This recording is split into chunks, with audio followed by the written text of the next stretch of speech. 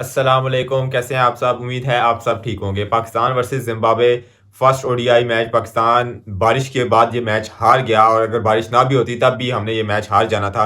मुझे लगा कि शायद बारिश हो जाए तो थोड़ी सी बहुत इज्जत बच जाए, थोड़ी बहुत इज्जत है, थोड़ी बहुत तो वो इज्जत बच जाए, लेकिन वो हुआ नहीं क्योंकि हम वो डीआरएस सिस्टम से बहुत ज़्यादा पीछे थे। ठीक है, और बारिश के बाद भी हम लोग सर्वाइव नहीं कर पा रहे थे क्योंकि हम बहुत पीछे थे और बहुत कम स्कोर था। हम बहुत सर्वाइवल मोड भी एक बेइज्जती वाला लफ्ज़ है जो आज हमने खेला। खैर जो भी था, लेकिन रिजवान आज बहुत मतलब है बैटिंग। खैर चले, जो 7 बैटर खड़े नहीं हुए ये भी आप एक्सक्यूज दे सकते हैं। तोपों का रुख सारा रिजवान की तरफ भी नहीं करना चाहिए एक मैच के बाद, लेकिन लेकिन तोपों का रुख सारा यंगस्टर की तरफ भी नहीं करना चाहिए। आप बेंच स्ट्रेंथ की बात करते हैं, आप कहते हैं कि बाबर की रिप्लेसमेंट कोई नहीं है, आप कहते हैं रिजवान की रिप्लेसमेंट नहीं है, आप कहते हैं आपके पास कोई यंगस्टर आते नहीं है और यंगस्टर परफॉर्म नहीं करते हैं। बात होती है ना कि आप अभी बॉर्डर क्रॉस देख लें तो आपके जायसवाल जो स्कोर कर रहे हैं, के राहुल, मतलब है उनके जो भी यंगस्टर है, शुभमन गिल है, वो स्कोर कर रहे हैं, लेकिन आप कहते हैं हमारे यंगस्टर नहीं करते हैं।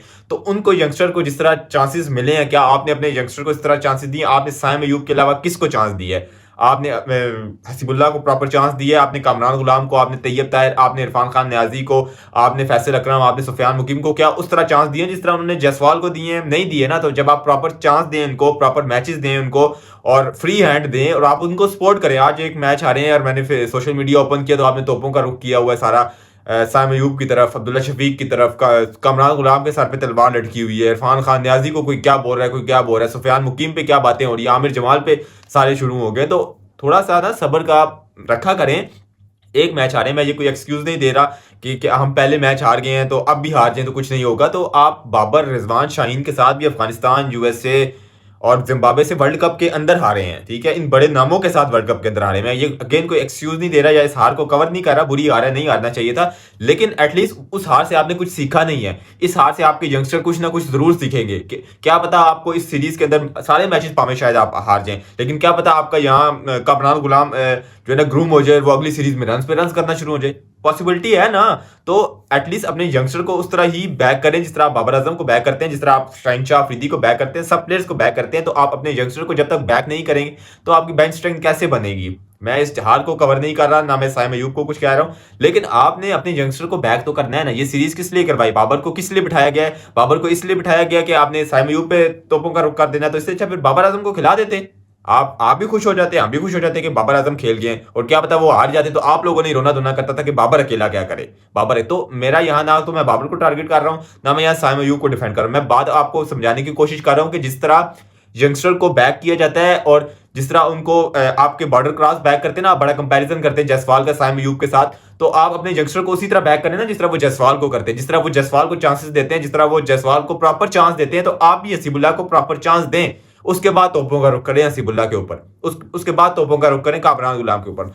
खैर जो तैयब ताहिर है वो भी स्क्वाड के अंदर है लेकिन आज नहीं खेल रहे थे, लेकिन मुझे ऐसे लगता है कि कामरान गुलाम की जगह रिप्लेस कर देना चाहिए तैयब ताहिर को, क्योंकि कामरान गुलाम बहुत स्ट्रगल कर रहे हैं पेस के सामने। आज थोड़ा सा बेहतर खेले हैं, लेकिन वो जिम्बाब्वे की पेस अटैक थी, वहां भी आप अगर देखें बाउंड्री जरूर लगाई है उन्होंने, लेकिन स्ट्रगल जरूर कर रहे थे वो पेस के सामने, शॉर्ट पिच डिलीवरीज के ऊपर।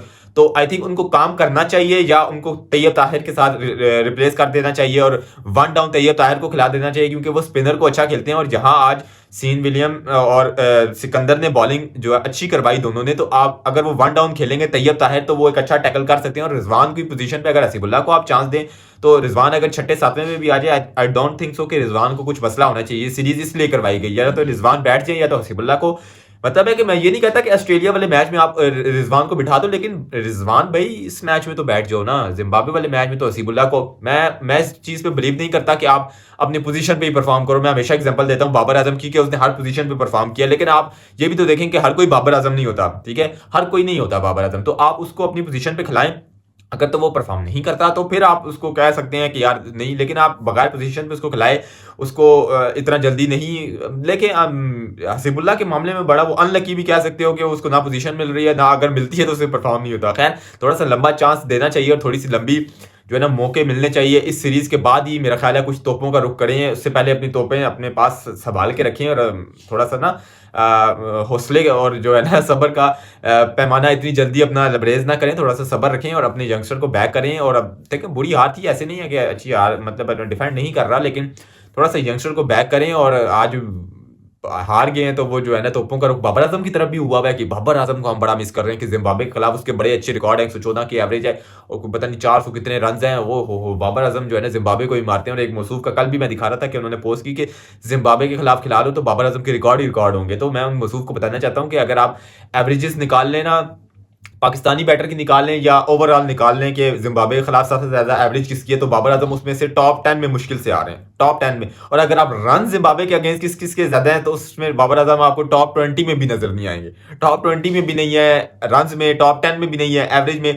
लेकिन फखर जमान को मैं यहाँ अगेन टारगेट नहीं कर रहा, लेकिन टॉप 10 में भी ना होने के बावजूद वो जिम्बाब्वे है। तो फिर वो एक परफेक्ट एग्जांपल होती है कि वो जो जल्मी को पॉडकास्ट में बाबर ने कहा था कि इनका कारोबार मेरे नाम से चल रहा है तो इनका ऐसे ही चलता रहे और ऐसे ही ये खुश रहे, इनका कारोबार चलता रहे। तो वही बात आप लोगों पे इंप्लीमेंट होती है कि बगैर स्टैट्स देखे किसी को भी जिम्बाब्वे बना देना है, किसी को भी फलाने का। आप ऑस्ट्रेलिया के खिलाफ उसका रिकॉर्ड देखें, आप इंग्लैंड के खिलाफ उसका रिकॉर्ड देखें और आप सीना नेशन के खिलाफ उसका रिकॉर्ड देखें तो आपको शर्म आएगी। लेकिन मुझे जरूर शर्म आ रही है कि आपको ये बताते हुए कि उसके सीना के खिलाफ 50% रन है, लेकिन आपको यहाँ जिम्बाब्वे के खिलाफ जो 400 रन कर दिए आपको वो तो नजर आ रहे हैं, लेकिन जो उसने 5-6 हजार सीना के खिलाफ किए हैं वो तो आपको नजर नहीं आ रहे हैं। तो खैर आपको भी थोड़ी सी शर्म की गोलियां खा लेनी चाहिए, और से मिल जाती हैं इजीली, तो आपको शर्म की गोलियां भी खानी चाहिए। ये बात करते हुए खैर पाकिस्तान पहला ओडीआई तो हार गया है और बारिश के बाद भी जलालत बच नहीं सकी। लेकिन चलें नेक्स्ट ओडीआई में आपसे मुलाकात होती है, तब तक के लिए अपनी फैमिली का ध्यान रखिएगा। फी अमानिल्लाह।